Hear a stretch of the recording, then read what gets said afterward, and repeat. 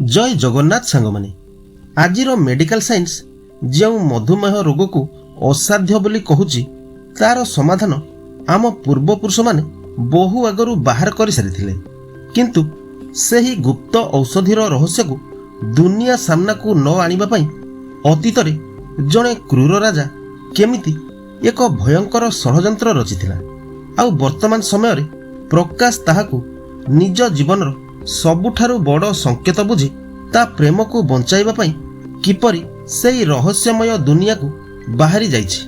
तो सांग माने आज आमे राजेंद्र महांती को निर्देशित फिल्म द मिलेट डायरी रो एक्सप्लेन करिबा जहा एक अनन्य प्रेम कहानी रे गढ़ा होइछि।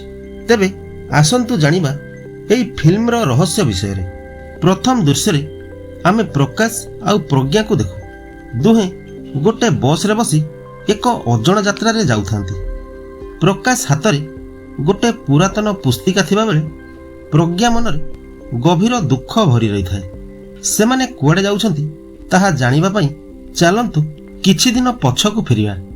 प्रकाश जने म्युनिसिपालिटी कर्मचारी थाए। सहररु प्रतिदिन अलिया आदाय करी गद्दारे पकाइबा तार नीतिदिनिया काम थाए।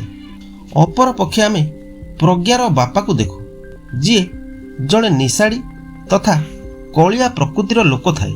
से कामधंदा करने को आदौ पसंद करुन थाए जोथि पई प्रज्ञा प्रतिदिन तार किछि सांग मानकु नै सेई अलिया गदारु प्लास्टिक संग्रह करे आउ ताकु बिकी जहा टंका मिले सेथिरे तांका परिवार चले। थरे म्युनिसिपालिटी ऑफिस रे सफाई कर्मचारी मानकु उत्साहित करिबा पई एक रंगारंग कार्यक्रम हुए। प्रज्ञा तार सांग मानकु धरी सेठारे पहुंचे। कार्यक्रम सरिबा परे मिठा बंटन आरंभ हुए। समस्त को गोटे गोटे मिठा पैकेट दिया जाउथिबा बेले प्रज्ञा 2 पैकेट नबाकू दाबी करे। प्रकाश अभियोग करे कि सारा सहरटा बुली बुली अलिया आमे सफा करूछु आउ तमे माने मागणारे मिठा खाइब। प्रज्ञा प्रकाश को नाली आखि देखाई कहे तमे जेमती सहर को सफा करूछ आमे भी सेमती सहर को सफा करूछु आमे मिठा अलबत नबु। तेबे सेठारे प्रज्ञा प्रकाश को नाली आखि देखाई मिठा डबा नहीं सेठारु चली जाए। एहा परे आमे प्रकाशर परिवार को देखु जोठी तार बापा माँ ता बाहाघर विषय किछि आलोचना करुथांती। प्रकाशर बापा रामचंद्र जड़े सरकारी कृषि अधिकारी थाए।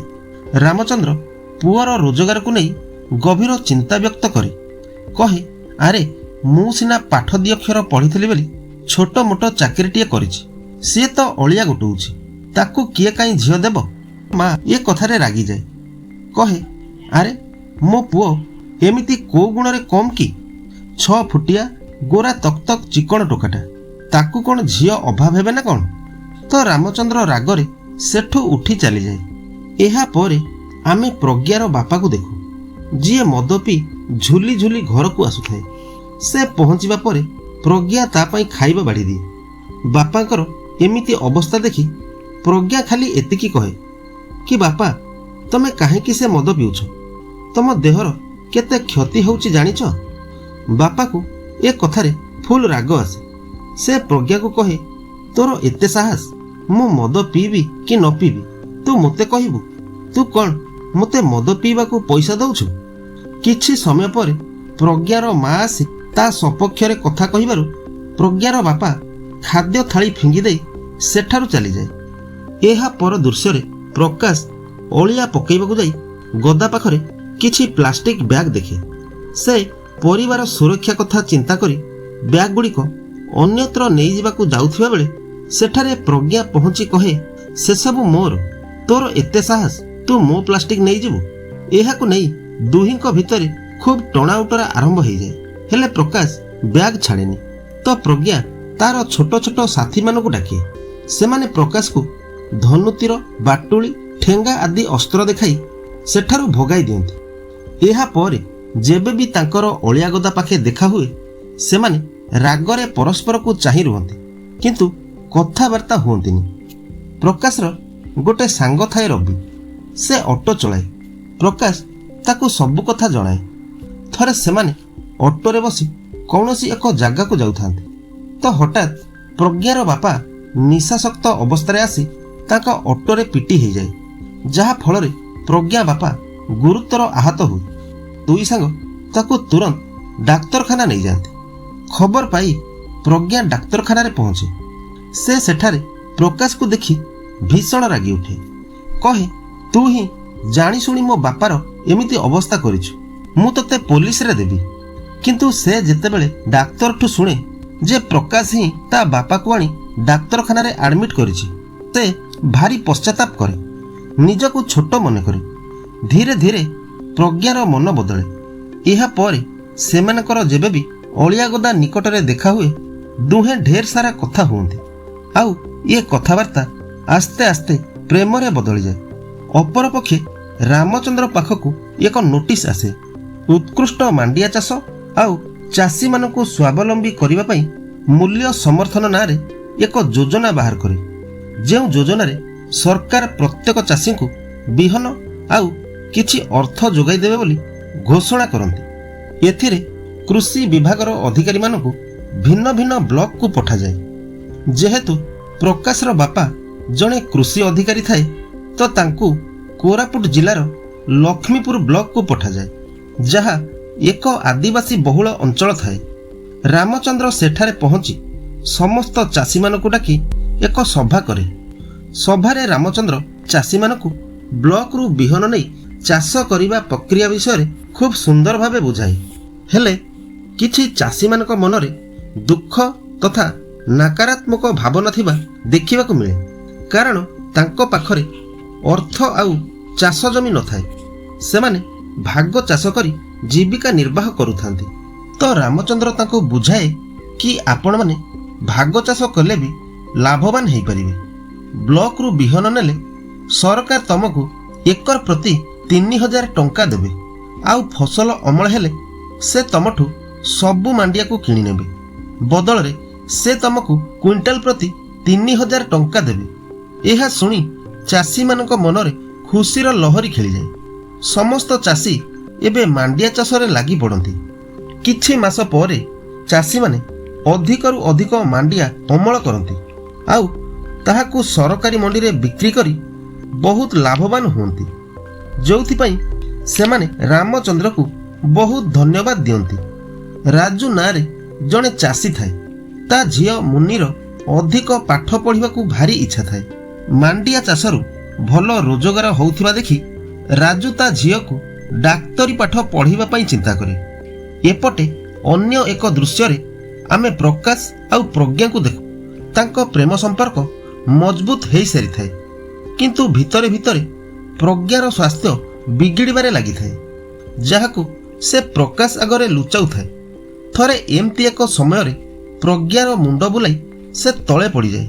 ପ୍ରଜ୍ଞା ଯେଉଁ ବସ୍ତିରେ ରହୁଥାଏ, ସେଠାରେ ଏକ ଅଜଣା ରୋଗ ବ୍ୟାପୁଥାଏ, ଯେଉଁଥିପାଇଁ ପ୍ରତିଦିନ ଜଣେ ଜଣେ ଲୋକ ମୃତ୍ୟୁବରଣ କରୁଥାନ୍ତି। ପ୍ରଜ୍ଞା ଏସବୁ ଦେଖି ଖୁବ୍ ଭୟଭୀତ ହୋଇପଡ଼େ। ସେ ଆଉ ପ୍ଲାଷ୍ଟିକ ସଂଗ୍ରହ କରିବାକୁ ଯାଏନି। ଅପର ପକ୍ଷେ ପ୍ରକାଶ ପ୍ରଜ୍ଞାକୁ ନ ପାଇ ବ୍ୟସ୍ତ ହୋଇପଡ଼େ। ଦିନ ପରେ ଦିନ ବିତେ, କିନ୍ତୁ ପ୍ରଜ୍ଞାକୁ ଆଉ ଦେଖିବାକୁ ମିଳେନି। ଥରେ ରବି ଗୋଟେ ଭଡ଼ା ଛାଡ଼ିବାକୁ ସେଇ ବସ୍ତିକୁ ଯାଇଥାଏ। ସେ ସେଠାରେ ପ୍ରଜ୍ଞାକୁ ଦେଖି ପ୍ରକାଶକୁ ଫୋନ କରେ, ଆଉ ପ୍ରଜ୍ଞା ସହ ତାର କଥା କରାଏ। ପ୍ରକାଶ ତାକୁ ଯାହା ପଚାରିଲେ ବି ସେ କିଛି ଉତ୍ତର ଦିଏନି। ତ ପ୍ରକାଶ ରାଣ ନିୟମ ପକାଇ ତାକୁ ପାଖରେ ଥିବା ଏକ ମନ୍ଦିରକୁ ଡାକେ। ସେମାନଙ୍କର ଯେତେବେଳେ ମନ୍ଦିରରେ ଦେଖା ହୁଏ, ପ୍ରକାଶ ପଚାରେ କି ତୋର କ'ଣ ହେଇଛି, ତୁ କାହିଁ ଅଳିଆ ଗଦା ପାଖକୁ ଆସୁନୁ। ଉତ୍ତରରେ ପ୍ରକାଶ ଯେତେବେଳେ ଜାଣେ ପ୍ରଜ୍ଞାର ଦେହ ଖରାପ ଅଛି, ସେ ତାକୁ ଏକ ମେଳାକୁ ବୁଲେଇ ନେବାକୁ ପ୍ରସ୍ତାବ ଦିଏ। ଏହା ପରେ ସେମାନେ ମେଳା ବୁଲିବାକୁ ଯାଆନ୍ତି, ଆଉ ମନ ଭରି ଉପଭୋଗ କରନ୍ତି। ପ୍ରଜ୍ଞା ମନ ବହୁତ ଖୁସି ଥାଏ। ପ୍ରକାଶ ସେଠାରେ ପ୍ରଜ୍ଞାକୁ ତା ମନ ପସନ୍ଦର ଜିନିଷ ଖାଇବାକୁ ଦିଏ। ତା ପସନ୍ଦର ଗୋଟେ ଡ୍ରେସ୍ ଦିଏ, ଯାହାକୁ ପିନ୍ଧି ପ୍ରଜ୍ଞା ପ୍ରକାଶକୁ ଆଉ ଥରେ ଦେଖା କରିବାକୁ ଯାଏ। ସେ ଦିନଟି ତାଙ୍କ ପାଇଁ ଏକ ନିଆରା ଦିନ ଥାଏ, କାରଣ ଦୁହେଁ ସେଦିନ ପରସ୍ପରକୁ ପ୍ରପୋଜ କରିବାକୁ ଯାଉଥାନ୍ତି। ହେଲେ ବିଧାତାର ଇଚ୍ଛା କିଛି ଅଲଗା ଥାଏ। ପ୍ରପୋଜ କରିବା ପୂର୍ବରୁ ପ୍ରଜ୍ଞା ଅଚେତ ହୋଇ ତଳେ ପଡ଼ିଯାଏ। ତ ପ୍ରକାଶ ତାକୁ ସଙ୍ଗେ ସଙ୍ଗେ ଏକ ଡାକ୍ତରଖାନାକୁ ନେଇଯାଏ। ଡାକ୍ତର ସେଠାରେ ପ୍ରଜ୍ଞାଠୁ ତା ଲକ୍ଷଣ ବିଷୟରେ ଶୁଣି ତାର ରକ୍ତ ପରୀକ୍ଷା କରେ। ରିପୋର୍ଟ ଆସିବା ପରେ ଜଣାପଡ଼େ ପ୍ରଜ୍ଞାକୁ ମଧୁମେହ ହେଇଛି। ଡାକ୍ତର ପ୍ରଜ୍ଞାକୁ ଖାଦ୍ୟପେୟରେ ପରିବର୍ତ୍ତନ ତଥା ପୁଷ୍ଟିକର ଖାଦ୍ୟ ଖାଇବାକୁ ପରାମର୍ଶ ଦିଏ। ଏହା ସହିତ ତାକୁ ପ୍ରତିଦିନ ଇନ୍ସୁଲିନ୍ ନେବା ପାଇଁ ସଚେତନ କରାଏ। ଏସବୁ କଥା ଶୁଣି ପ୍ରଜ୍ଞା ପୁରା ଚିନ୍ତାରେ ପଡ଼ିଯାଏ। ପ୍ରକାଶ ତାକୁ ବୁଝାସୁଝା କରାଇ ଘରେ ଆଣି ଛାଡ଼େ। ଘରେ ପହଞ୍ଚିବା ପରେ ଯେତେବେଳେ ପ୍ରଜ୍ଞାର ମା ତାର ସ୍ୱାସ୍ଥ୍ୟ ଅବସ୍ଥା ବିଷୟରେ ଶୁଣେ, ସେ ବି ଭାବବିହ୍ୱଳ ହୋଇପଡ଼େ। ସେ ପ୍ରକାଶକୁ ତାଙ୍କ ଘରର ଆର୍ଥିକ ଅବସ୍ଥା ବିଷୟରେ ସବୁ କଥା ଜଣାଏ। ପ୍ରକାଶ ପ୍ରଜ୍ଞା ମାକୁ ସାନ୍ତ୍ୱନା ଦିଏ, କହେ, ମାଉସୀ, ଆପଣ ଜମା ବ୍ୟସ୍ତ ହୁଅନ୍ତୁନି। ପ୍ରଜ୍ଞାର କିଛି ହେବନି, ମୁଁ ତା ସହିତ ସବୁବେଳେ ଅଛି। କିନ୍ତୁ ଏହା ପରେ ପ୍ରଜ୍ଞା ଜୀବନରେ ଆଉ ଏକ ବିପଦ ମାଡ଼ି ଆସେ। ତା ପାଦ ଆଙ୍ଗୁଠିରେ ଏକ କ୍ଷତ ସୃଷ୍ଟି ହୁଏ, ଯାହା ଆଦୌ ଶୁଖେନି। ସବୁ ଔଷଧ ଖାଇଲା ପରେ ବି ପ୍ରଜ୍ଞା ସ୍ୱାସ୍ଥ୍ୟରେ କିଛି ଉନ୍ନତି ହୁଏନି। ପ୍ରଜ୍ଞାର ମା ମଧ୍ୟ ନାନା ପ୍ରକାର ଚିକିତ୍ସା ପଦ୍ଧତି ଆପଣାଏ, ହେଲେ ସେଥିରେ ବି କୌଣସି ସୁଫଳ ମିଳେନି। ଏତିକି ବେଳେ ତାଙ୍କ ବସ୍ତିରେ ଜଣେ ମଧୁମେହ ପୀଡ଼ିତା ମହିଳାର ମୃତ୍ୟୁ ହୁଏ। ଏ ଦୃଶ୍ୟ ଦେଖି ପ୍ରଜ୍ଞା ଡରିଯାଏ। ତା ସାଙ୍ଗକୁ ଧୀରେ ଧୀରେ ପ୍ରଜ୍ଞା ତା ଶରୀରରେ କିଛି ଜଟିଳ ପରିବର୍ତ୍ତନ ହେଉଥିବା ଲକ୍ଷ୍ୟ କରେ। ଯେମିତି ମୁଣ୍ଡ କୁଣ୍ଡାଇଲା ବେଳେ ଅଧିକ କେଶ ଝଡ଼ିବା, ଶରୀର ପତଳା ହେବା। ଏସବୁ ଦେଖି ପ୍ରଜ୍ଞାର ମାନସିକ ସ୍ଥିତି ପୁରା ବଦଳିଯାଏ। ତା ମନରେ ଗୋଟେ ଅନ୍ଧବିଶ୍ୱାସ ବସା ବାନ୍ଧିଦିଏ କି ମୋର ବି ଅତି ନିକଟରେ ମୃତ୍ୟୁ ହେବାକୁ ଯାଉଛି। ସେପଟେ ପ୍ରକାଶ ଏସବୁ କଥା ଜାଣିବା ପରେ ତା ମୁହଁରେ ବି ଉଦାସୀନତା ଦେଖାଦିଏ। ସାଙ୍ଗ ରବି ତାକୁ କହେ, ଆରେ ଦେଖ, ତୋ ସକ୍ଷମ ଅନୁସାରେ ତୁ ତା ପାଇଁ ଯେତିକି ପାରିଲୁ କଲୁ, ଏଣିକି ତା ଭାଗ୍ୟ କଥା। କିନ୍ତୁ ପ୍ରକାଶ ପ୍ରଜ୍ଞାକୁ ହୃଦୟରୁ ଭଲ ପାଉଥାଏ। ସେ କହେ, ଦେଖ ରବି, ତା ବାପା ଗୋଟେ ମଦୁଆ, ତାର ଭଲ ମନ୍ଦ ବୁଝିବାକୁ କେହି ନାହାନ୍ତି। ଆଉ ତୁ ମତେ କହୁଛୁ ମୁଁ ତାକୁ ତା ଭାଗ୍ୟ ସାଥେ ଛାଡ଼ିଦେବି? ନା ନା, ମୁଁ ତାକୁ କେବେ ଏକା ଛାଡ଼ି ପାରିବିନି। ଏହା ପରେ ପ୍ରକାଶ ପ୍ରଜ୍ଞା ମନରେ ଖୁସି ଭରିବାକୁ ତାକୁ ଏକ ପାର୍କରେ ଦେଖା କରେ। ପ୍ରକାଶ ତାକୁ କିଛି ଉତ୍ସାହ ଭରା କଥା କହୁଥିବା ବେଳେ ପ୍ରଜ୍ଞା କାନ୍ଦି କାନ୍ଦି କହେ, ମୁଁ ଆଉ ବେଶୀ ଦିନ ବଞ୍ଚିବିନି, ତୁ ମୋତେ ଭୁଲିଯା। ପ୍ରକାଶ କହେ, ଆରେ କିଏ ତୋତେ କହିଲା ତୁ ବଞ୍ଚିବୁନି ବୋଲି? ମୁଁ ତୋର କିଛି ବି ହବାକୁ ଦେବିନି। ତୁ ଯେମିତି ଆଗରୁ ହସୁଥିଲୁ ଖେଳୁଥିଲୁ, ସବୁ ସେମିତି ଆଗ ପରି ଠିକ୍ଠାକ୍ ହେଇଯିବ। ପ୍ରଜ୍ଞା କହେ, ଆଜି ନହେଲେ କାଲି ତୋତେ ନୂଆ ଜୀବନ ଆରମ୍ଭ କରିବାକୁ ପଡ଼ିବ। ମୁଁ ତ ସାଥ ନିଭେଇ ପାରିବିନି। ମୁଁ ତୋତେ ହାତ ଯୋଡୁଛି, ତୁ ମୋତେ ଭୁଲିଯା। ପ୍ରକାଶ କହେ, ମୁଁ ତୋତେ ହାତ ଯୋଡୁଛି, ତୁ ସେମିତି କଥା ଜମା କହନି। ମୁଁ ତୋତେ କୌଣସି ପରିସ୍ଥିତିରେ ଛାଡ଼ି ପାରିବିନି। ତ ହଠାତ୍ ପ୍ରଜ୍ଞା ଦୌଡ଼ି ଯାଇ ଗୋଟେ ବ୍ରିଜ ଉପରୁ ନଦୀକୁ ଡେଇଁ ପଡ଼େ। ଆଉ ତା ପଛେ ପଛେ ପ୍ରକାଶ ତାକୁ ଉଦ୍ଧାର କରି ଗୋଟେ ହସ୍ପିଟାଲକୁ ନେଇଯାଏ। ସେଠାରେ ତାର ହୋସ୍ ଆସିବା ପରେ ପ୍ରକାଶ କହେ, ମୁଁ ତ ତୋ ବାଟର ବାଟୋଇ, ତୁ ମୋ ହାତ ଛାଡ଼ିଦେଲେ ମୁଁ କାହା ହାତ ଧରି ଚାଲିବି? ତୁ ମୋତେ କଥା ଦେ, ତୁ ଏମିତିକା ଖରାପ ଚିନ୍ତାଧାରା ଆଉ ମନରେ କେବେ ଆଣିବୁନି। ଆଉ ମୁଁ ତୋତେ କଥା ଦଉଛି, ମୁଁ ତୋତେ ଯେମିତି ହେଲେ ଭଲ କରି ରହିବି। ଦରକାର ପଡ଼ିଲେ ମୁଁ ଭଗବାନ ସାଥିରେ ବି ଲଢ଼ିଯିବି।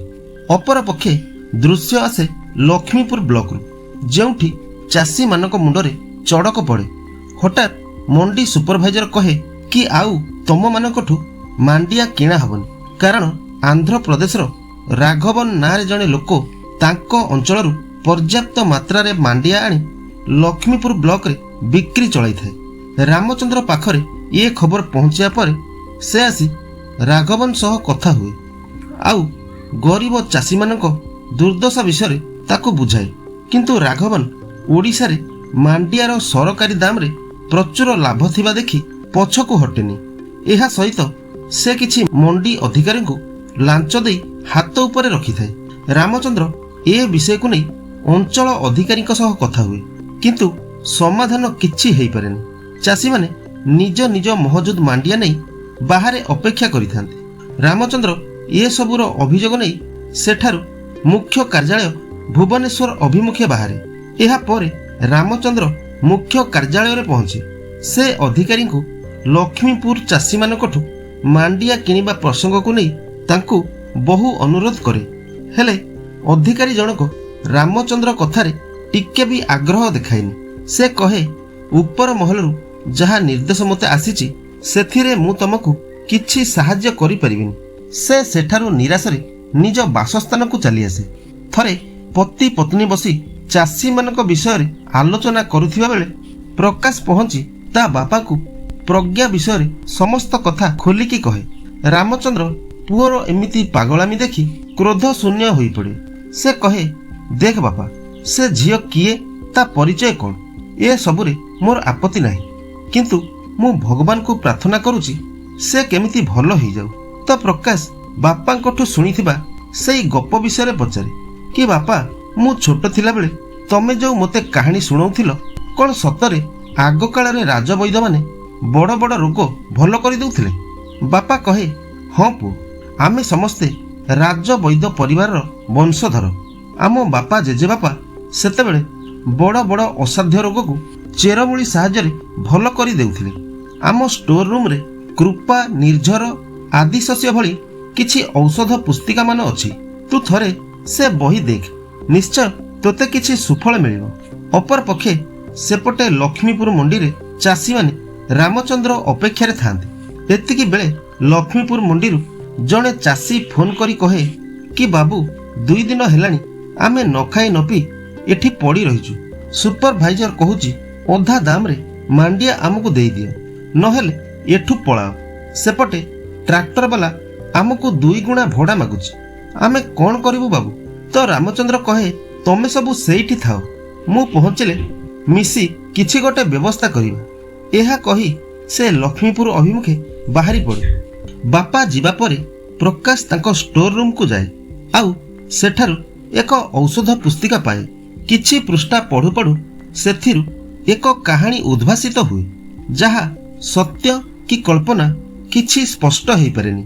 ହିମଶିଳା ନାଁରେ ଏକ ସାମ୍ରାଜ୍ୟ ଓ କଳିଙ୍ଗ ମଧ୍ୟରେ ଯେବେ ଭୟଙ୍କର ଯୁଦ୍ଧ ହୋଇଥିଲା, ସେତେବେଳେ ହିମଶିଳାର ରାଜା ପ୍ରତାପ ଦେବଙ୍କ ଆଦେଶକ୍ରମେ ତାଙ୍କ ସୈନ୍ୟମାନେ କଳିଙ୍ଗର ବିଦ୍ୱାନ ବୈଦ୍ୟ ବାଇକଳି ରଥଶର୍ମା ଓ ତାଙ୍କ ଅନୁଗାମୀ ପୁତ୍ର ଶିଷ୍ୟକୁ ତାଙ୍କ ଚକ୍ଷୁ ବନ୍ଧନ କରି ତାଙ୍କ ରାଜ ଦରବାରକୁ ନେଇ ଆସନ୍ତି। ରଥଶର୍ମା କ୍ରୋଧିତ ସ୍ୱରରେ ଏଠାକୁ ଆମକୁ କାହିଁକି ଅଣାଯାଇଛି ପ୍ରଶ୍ନ କରିବାରୁ ମହାମନ୍ତ୍ରୀ ରୋଦନଯୁକ୍ତ ସ୍ୱରରେ ଉତ୍ତର ଦିଏ କି, ବୈଦ୍ୟ ମହାରାଜ, ଏବେ ବ୍ରହ୍ମଶିଳାର ମହାରାଣୀ ପଦ୍ମିନୀଙ୍କ ସ୍ୱାସ୍ଥ୍ୟ ଅବସ୍ଥା ସଙ୍କଟାପନ୍ନ। ବ୍ରହ୍ମଶିଳା ସହ ଦେଶ ବିଦେଶର ମହାନ ବୈଦ୍ୟଙ୍କର ଚେଷ୍ଟା ବିଫଳ ହୋଇସାରିଛି। କଳିଙ୍ଗ ଯୁଦ୍ଧ ସମୟରେ ଆମେ ଆପଣଙ୍କ ବୈଦ୍ୟ ବିଦ୍ୟା ବିଷୟରେ ଅବଗତ ହୋଇଥିଲୁ। ଯେହେତୁ ଶତ୍ରୁ ରାଜ୍ୟର ବୈଦ୍ୟଙ୍କୁ ଆମ ରାଜ୍ୟକୁ ଆଣିବା ପାଇଁ କୌଣସି ବ୍ୟବସ୍ଥା ନଥିଲା, ଯେଉଁଥିପାଇଁ ଆପଣଙ୍କୁ ବନ୍ଦୀ ବନାଇ ଅଣାଗଲା, ସେଥିପାଇଁ ମୁଁ ଆପଣଙ୍କୁ କ୍ଷମା ପ୍ରାର୍ଥନା କରୁଛି। ମହାରାଣୀଙ୍କୁ ନେଇ ଆମେ ଏବେ ଅସହାୟ ହୋଇପଡ଼ିଛୁ। ଯଦି ଆପଣ ତାଙ୍କର ଚିକିତ୍ସା ଆରମ୍ଭ କରିବେ, ଆମେ ଆପଣଙ୍କ ପ୍ରଭାରୀ ରହିବୁ। ଏସବୁ ଶୁଣି ବୈଦ୍ୟ ରଥଶର୍ମାଙ୍କର ମନ ପରିବର୍ତ୍ତନ ହୁଏ। ସେ ମହାରାଣୀଙ୍କ ଚିକିତ୍ସା ନିମନ୍ତେ ଆଗ୍ରହ ରଖେ। ସେଠାରେ ତାଙ୍କର ବ୍ରହ୍ମଶିଳାର ଜଣେ ବିଖ୍ୟାତ ବୈଦ୍ୟଙ୍କ ସହ ସାମ୍ନା ହୁଏ, ଯିଏ ରାଣୀଙ୍କର ଚିକିତ୍ସା କରି ବିଫଳତା ସ୍ୱୀକାର କରିଥାଏ।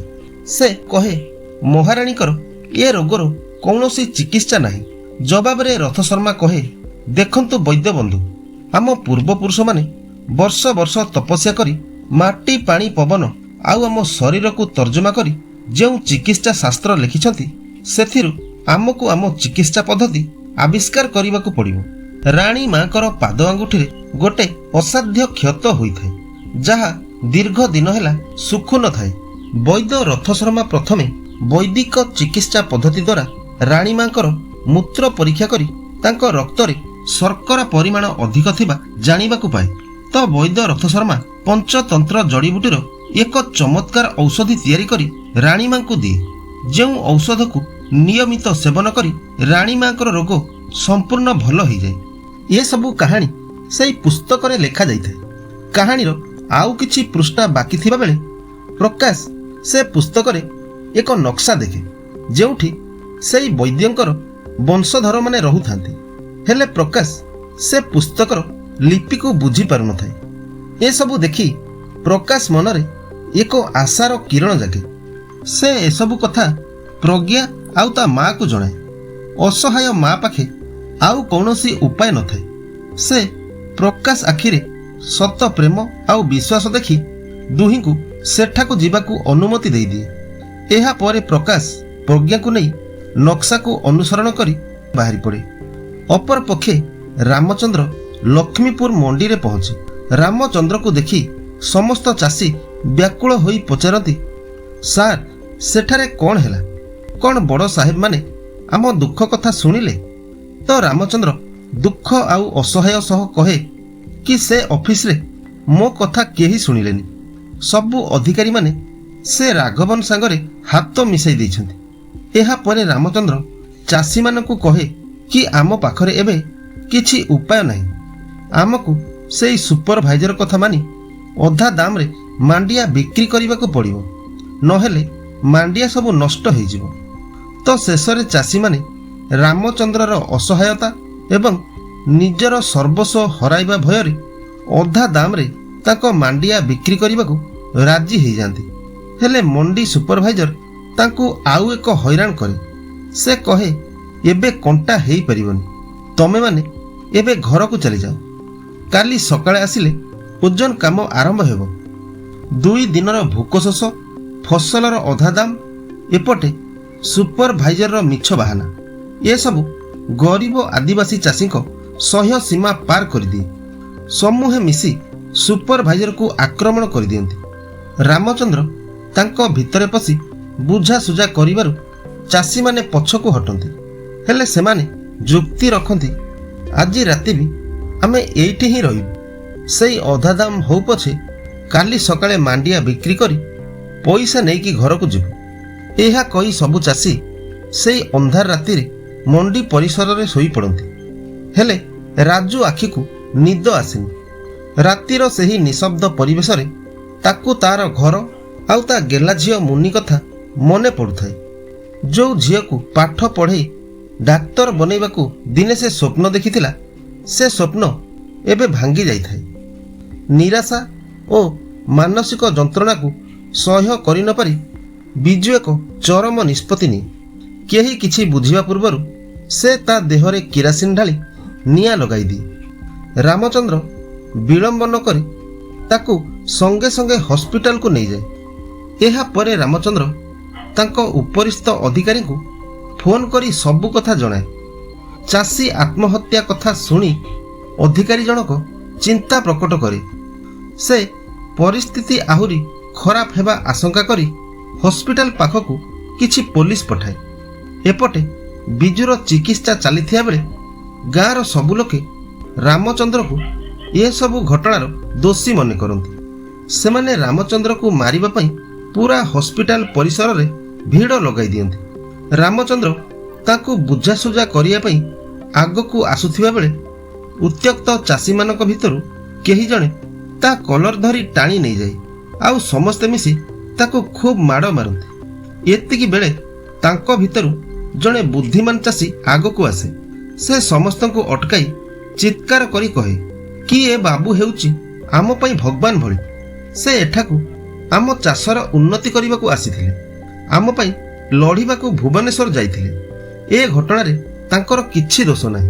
तेबे जाई समस्त चाषी पछकू हटंती। रामचंद्र निज शरीरर कष्ट को भूली सेठारे एक प्रतिज्ञा करे कि जेपर्यंत राजूर शरीर संपूर्ण सुस्थ न होईछि मु ए हॉस्पिटल छाड़ी कुआडे जीविनी। रामचंद्रर एपरी भल पाइबा आउ दायित्वबोध देखि चाषी मानक आखि पुणी थरे ओदा हो जाए। अपर पक्षे प्रकाश प्रज्ञा को नहीं गोटे अजणा गुंफा पाखरे पहुंचे। से प्रथमे सेठारे एक दीपायन ऋषि को देखे, जी वैद्य रथ शर्मार वंशधर थाए। तो प्रकाश निज आखिर सबु लुह आउ प्रज्ञा जीवनर सबु कष्ट को तांको आगरे अजाड़ी दिए। से कहे कि गुरुजी मु प्रज्ञा को बहुत भल पाए, ताकू मधुमेह होईची। डाक्तर चिकित्सा रे सुफल न मिलिबा परे मु एही पुस्तिकाटी पाइली। पुस्तिकाटी जणे महान वैद्यकर, जेउथिरे मधुमेह रोगर चिकित्सा विधि लेखा जाइछि। हेले एही लेखा एक प्राचीन भाषा रे थिबारु मु ताहाको बुझी पारलिनी। मोर विश्वास आपण एही रहस्यमय लिपिर अर्थ बुझी मो प्रज्ञा को ए रोगरु मुक्ति देदेबे। ସେଥିପାଇଁ ମୁଁ ଏ ପୁସ୍ତିକାରେ ଥିବା ମାନଚିତ୍ରକୁ ପିଛା କରି ଆପଣଙ୍କ ଶରଣକୁ ଆସିଛି। ଋଷି ଉକ୍ତ ପୁସ୍ତିକାଟି ଦେଖି କହେ, ପୁତ୍ର, ତମେ ଯେଉଁ ପୁସ୍ତିକାଟି ପାଇଛ ତାହା କୌଣସି ସାଧାରଣ ପୁସ୍ତିକା ନୁହେଁ। ଏହା ହେଉଛି ଆମ ପୂର୍ବପୁରୁଷଙ୍କର ସେହି ଦୁର୍ଲଭ ବୈଦିକ ଚିକିତ୍ସାର ପୁସ୍ତକ, ଯାହା ଶତାବ୍ଦୀ ଶତାବ୍ଦୀ ଧରି କେଉଁଠି ଲୁଚି ରହିଥିଲା। ଏହି ପୃଷ୍ଠାଗୁଡ଼ିକରେ ପ୍ରକୃତିର ସେହି ଗୋପନୀୟ ରହସ୍ୟ ଲେଖାଯାଇଛି, ଯାହା ପ୍ରଜ୍ଞାର ମଧୁମେହ ରୋଗକୁ କେବଳ ନିୟନ୍ତ୍ରଣ କରିବନି, ବରଂ ତାକୁ ମୂଳରୁ ସମ୍ପୂର୍ଣ୍ଣ ଭାବେ ସୁସ୍ଥ କରିଦେବ। ଋଷି ପ୍ରଥମେ ମନ୍ତ୍ରପୂତ ଭାବେ ମାଣ୍ଡିଆ ଚୂର୍ଣ୍ଣକୁ ପାଣିରେ ମିଶାଇ ପ୍ରଜ୍ଞାକୁ ପିଇବାକୁ ଦିଏ। ଏହା ପରେ ସେ କିଛି ସ୍ୱତନ୍ତ୍ର ଜଙ୍ଗଲୀ ଚେରମୂଳିରୁ ଏକ ଦିବ୍ୟ ମହା ଔଷଧି ପ୍ରସ୍ତୁତ କରି ପ୍ରଜ୍ଞାର କ୍ଷତ ସ୍ଥାନରେ ଲଗାଇ ଦିଏ। କିଛି ଦିନ ଭିତରେ ପ୍ରଜ୍ଞାର ସେହି କ୍ଷତ ସମ୍ପୂର୍ଣ୍ଣ ଭାବେ ଶୁଖିଯାଏ। ସେ ପ୍ରକାଶ ଆଉ ପ୍ରଜ୍ଞାକୁ ପାଖକୁ ଡାକେ, କହେ, ତମେ ଦୁହେଁ ଏଇ ପାହାଡ଼ ତଳେ ଥିବା ଗାଁକୁ ଯାଅ। ସେଠାରେ ସେଇ ଗ୍ରାମବାସୀମାନଙ୍କ ସହ କିଛି ଦିନ ସମୟ ବିତାଅ। ସେମାନଙ୍କ ସରଳ ଜୀବନଶୈଳୀକୁ ଆପଣାଅ। ଏହା ହିଁ ତୁମ ଜୀବନ ଜୀଇଁବା ଶୈଳୀକୁ ସମ୍ପୂର୍ଣ୍ଣ ବଦଳାଇ ଦେବ। ଏତିକି କହିବାର କିଛି ସମୟ ପରେ ସେହି ଦିବ୍ୟ ଋଷି ହଠାତ୍ କେଉଁଆଡ଼େ ଅଦୃଶ୍ୟ ହୋଇଯାଏ।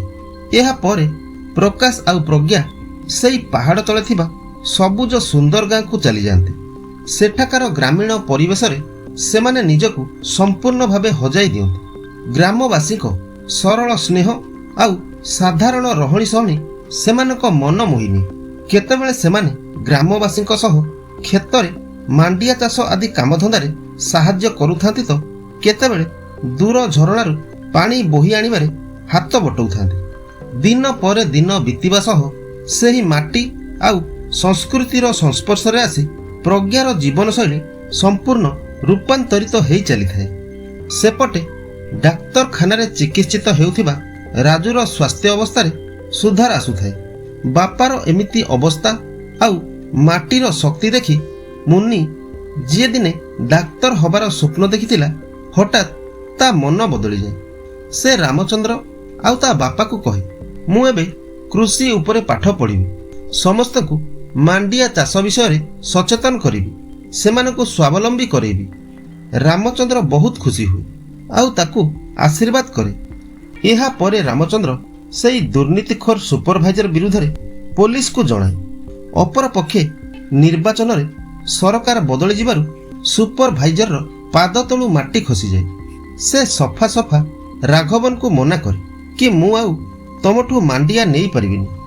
ରାମଚନ୍ଦ୍ର ପୋଲିସ ନେଇ ତା ପାଖରେ ପହଞ୍ଚିବା ପରେ କାର୍ଯ୍ୟାନୁଷ୍ଠାନ ଭୟରେ ସୁପରଭାଇଜର ନିଜର ସବୁ ଭୁଲ ସ୍ୱୀକାର କରିନିଏ ଆଉ ଆତଙ୍କିତ ହୋଇ କହେ, ମୋତେ ପୋଲିସ ମାମଲାରେ ଫସାନ୍ତୁନି।